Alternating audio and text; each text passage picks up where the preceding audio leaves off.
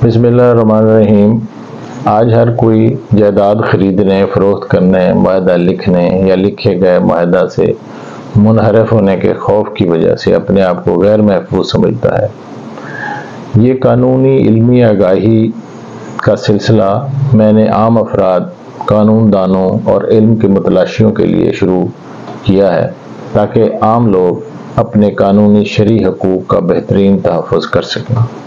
इस व्लॉग को मुकम्मल देखिएगा। निहायत अहम मालूमाती और कानूनी हवाले इसमें शामिल हैं। इससे कबल मेरे इस चैनल को सब्सक्राइब कीजिए, लाइक के बटन को दबाइए और बेल के बटन को दबाना मत भूलिएगा। अगर आपने किसी जायदाद की खरीदो फरोख्त का मुआहदा कर लिया है और बाद में दूसरा फरीक मुनहरफ हो गया या मुआहदा तहरीर करने से इनकार कर दिया या दस्तखत न किए, तो भी आपको परेशान होने की ज़रूरत नहीं है।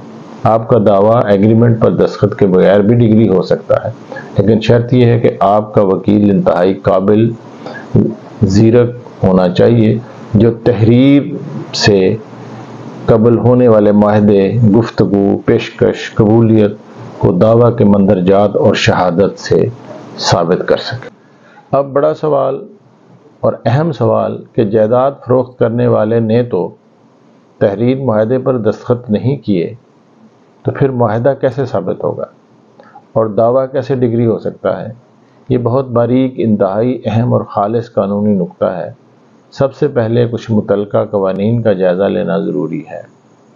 कंट्रैक्ट एक्ट की दफ़ा 2H में मुआहदा यानी कंट्रैक्ट की तारीफ़ यूँ की गई है, an agreement enforceable by law is a contract, यानी ऐसा एग्रीमेंट, तहरीर जिसको कानून के ज़रिए जिस पर अमल दरामद कराया जा सकता हो, वो एग्रीमेंट है। कंट्रैक्ट एक्ट की दफ़ा 10 भी यूँ वजाहत करती है कि कौन से एग्रीमेंट को कंट्रैक्ट कहा जा सकता है। All agreements are contract if they are made by the free consent of the parties competent to contract for lawful consideration and with the lawful object and are not hereby declared to be void। यहीं से उस बारीक नुक्ते का आगाज़ होता है जो मैं उठा रहा हूँ कि दस्तखत के बगैर भी मुआहदा इन्फोर्सेबल यानी डिग्री हो सकता। अब हम असल पॉइंट की तरफ आते हैं कि इकरारनामा बै की तहरीर दरअसल है क्या। यानी पहले दो फरीक अपने आप को किसी ज़िम्मेदारी का पाबंद करते हैं, किसी फ़ेल या तर्क फ़ेल के बारे में गुफ्तो शनीद करके मुत्तफ़िक होते हैं। एक फरीक पेशकश करता है, दूसरा कबूल करता है, जायदाद की कीमत वगैरह यानी कंसिडरेशन तय होती है। क्योंकि कानून मुआहदा में ये पाबंदी नहीं है कि मुआहदा सिर्फ तहरीरी सूरत में ही होगा। मुआहदा ज़ुबानी भी हो सकता है और ये कानूनी भी होता है। गोया जब फरीकैन बाहमी गुफ्तगू से मामला तय करके राज़ी हो जाएं, जो मामला कानूनी भी हो और इस मुआहदा के कानून शहादत के आर्टिकल 17(2) और 79 के मुताबिक गवाहान की तादाद भी इस मौके पे मौजूद हो और इसकी ऐनी शाहिद हो, तो वो मुआहदा कानून के मुताबिक मुकम्मल हो चुका होता है। अब जब मुआहदा ज़ुबानी तौर पर हो जाता है तो तहरीर दरअसल इस मुआहदे और मुकम्मल शुदा मुआहदे का तहरीर की शक्ल में मज़ीद इजहार और तक़वियत होती है। अब अगर इस सूरत में इस मुआहदा में कोई खामी रह जाए या कोई फरीक दस्तखत ना करे, तो भी तहरीर से पहले तयशुदा मुआहदा ही साबित करना होगा। अगर आपने ये ज़ुबानी मुआहदा कानून के मुताबिक मुकम्मल तौर पर साबित कर दिया, तो तहरीरी मुआहदा पर दस्तखत ना होने के बावजूद भी आपका दावा डिग्री हो जाएगा। चूँकि तहरीर मुआहदा तस्दीक मुआहदा है, असल मुआहदा नहीं है। ज़ुबानी और गैर कानूनी रिवायात की वजह से हम तहरीर को ही मुआहदा समझने लग गए हैं, जबकि मुआहदा के कानून के मुताबिक तकाज़े बिल्कुल मुख्तलिफ हैं। मेरे इस मौक़िफ़ पर सुप्रीम कोर्ट ऑफ पाकिस्तान ने भी अपने कई फैसला जात में मोहर तस्दीक सब्त की है। हालिया फ़ैसला जो civil appeal number 102L 2017 Syed रसूल बना मकबूल अहमद جس کا فیصلہ 17/5/2023 کو فرمایا گیا، اس میں بھی اس بات کی توثیق کی گئی ہے کہ ایسا دعویٰ ڈگری ہو سکتا ہے جس میں فریقین نے معاہدے کے بعد تحریر معاہدہ پر دستخط نہ کیے ہوں۔ اب سب سے اہم سوال یہ کہ اگر تحریر معاہدہ ہی مکمل نہیں تو معاہدہ زبانی گفت و شنید معاہدہ پیشکش قبولیت لین دین کیسے ثابت ہوگا؟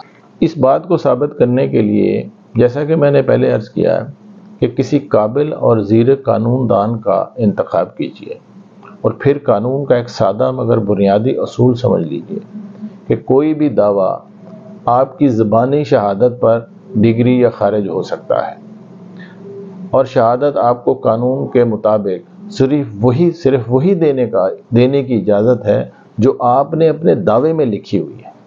جو بات آپ نے دعوے میں نہیں لکھی ہوئی، اس کے بارے میں عدالت میں آپ کو شہادت دینے کی اجازت نہیں ہے۔ اب آپ کا وکیل ہی ماہرانہ تحریر کے ذریعے اس معاہدے کو ثابت کر سکتا ہے جو تحریر سے پہلے ہوا تھا کہ دراصل فلاں جگہ، فلاں وقت، فلاں گواہان کے سامنے یہ پیشکش ہوئی، یہ قبولیت ہوئی، یہ اس کی کنسیڈریشن ہوئی، یہ اس کا لین دین ہوا اور اس طرح معاہدہ مکمل ہو گیا تھا۔